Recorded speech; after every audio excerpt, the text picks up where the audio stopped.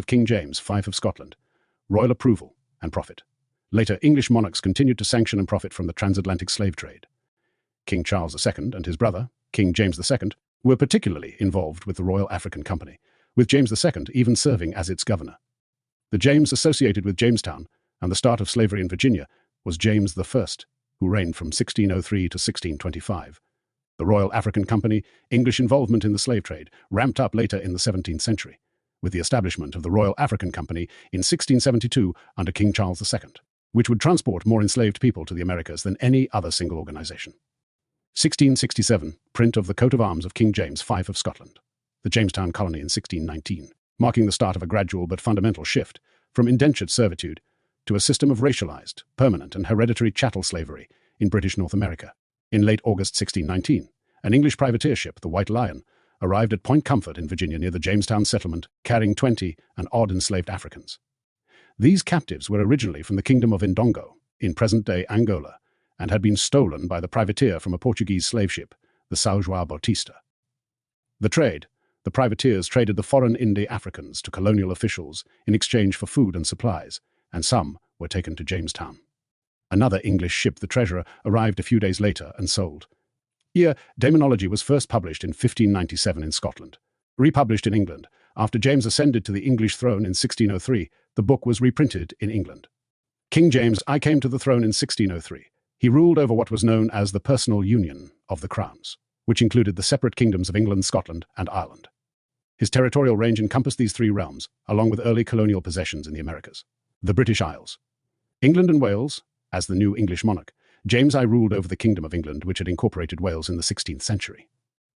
As Scotland, before inheriting the English throne, James was already King James I of Scotland. The union of the crowns in 1603 meant that, for the first time, England and Scotland were ruled by the same person. However, they remained distinct, sovereign states with their own parliaments and laws until the Acts of Union of 1707. Ireland, James also ruled as King of Ireland. His reign saw the final stages of the Tudor conquest and the plantation of Ulster, a policy of colonization in which Scottish and English Protestants were settled on confiscated lands in Ireland. Colonial holdings. During James I's reign, England also began establishing overseas colonies in North America, including the one named for him.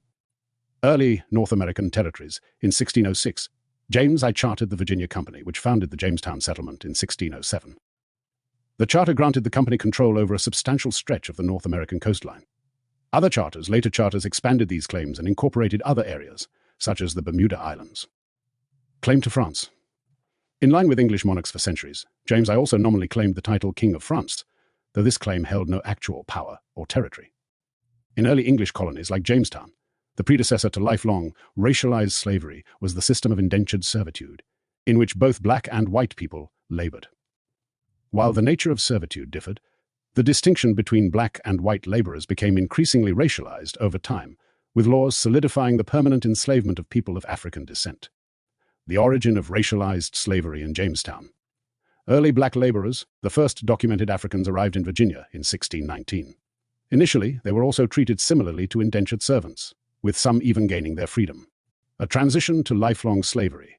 The status of Africans gradually changed from indentured servitude to lifelong inherited chattel slavery. This shift was driven by the high demand for labor to cultivate cash crops like tobacco, and was facilitated by racist laws or slave codes that institutionalized a racial caste system. A defining difference, unlike white indentured servants, who could eventually achieve freedom, African and African American people were increasingly defined as permanent property. This created a clear racial division in the colony, with white colonists enjoying a heightened sense of status relative to the unfree black population. North Carolina Indian freedmen refers to the black people who were formerly enslaved by Cherokee people and later gained their freedom, sometimes with rights to Cherokee Nation citizenship, though the specific history of these individuals in North Carolina is often linked to the descendants of the Lumbee tribe. Unlike the Cherokee freedmen of Indian Territory, now Oklahoma, North Carolina's black and Native American communities also have a complex history involving shared ancestry, intermarriage, and distinct community formations like the Freeman family lines mentioned in Native Heritage Project. Understanding the term. The term freedman refers to a formerly enslaved black person after the abolition of slavery in the United States. Cherokee freedmen. This specific group refers to African Americans who were enslaved by the Cherokee Nation, including those living in North Carolina, who were later freed and sometimes granted tribal citizenship rights. North Carolina context. Lumbee and Freeman ancestry.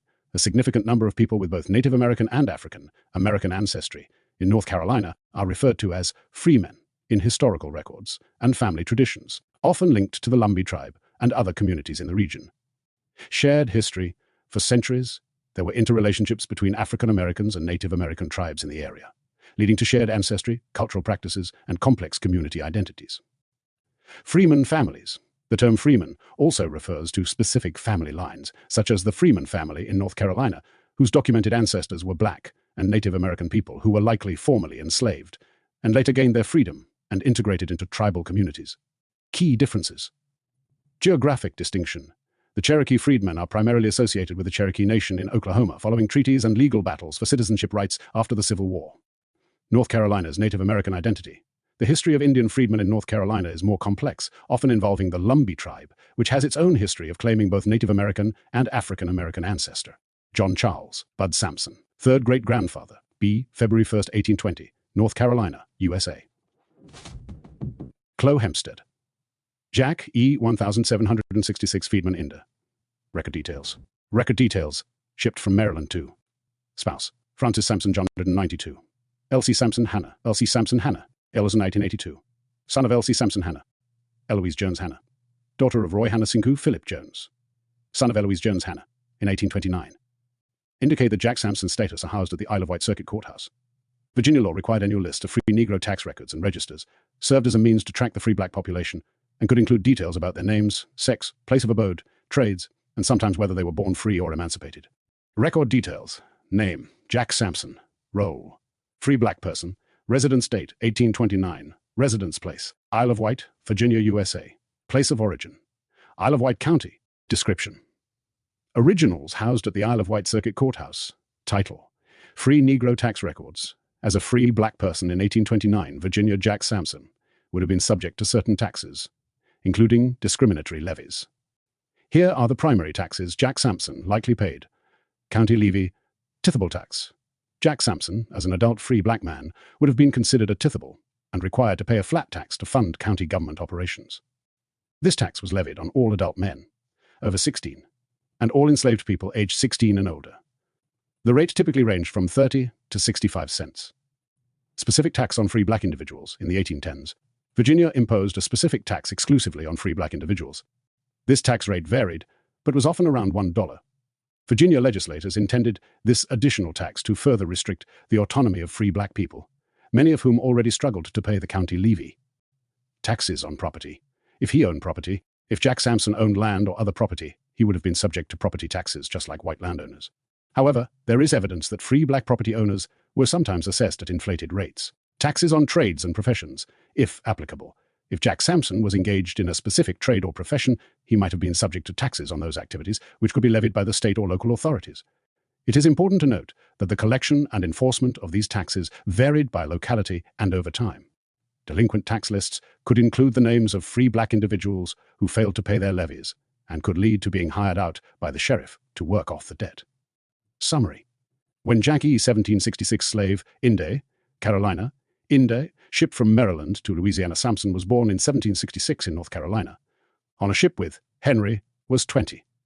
He had 3 sons with Kathy Rouse Sampson between 1820 and 1837.